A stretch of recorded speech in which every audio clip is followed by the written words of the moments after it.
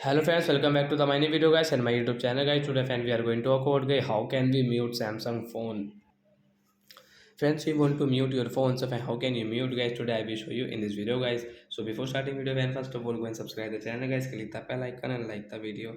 So friends, now let's see how can we mute Samsung mobile. Open your phone setting guys. After on phone setting guys, you can see this type of setting in your phone. So friends, you can see guys your sound and vibration guys. Tap here friends, you can see guys your sound mode setting. Friends, you can see your vibrate setting and mute setting. So friends, you want to mute your Samsung phone, so friends, you can mute from here. So friends, you can see guys temporary mute guys. You can see this notification guys. You want to on and off guys, you can on and off from here guys. So friends, you can see guys this mute option guys. Then guys our phone will mute guys. You can see mute icon on your screen guys. You can see guys.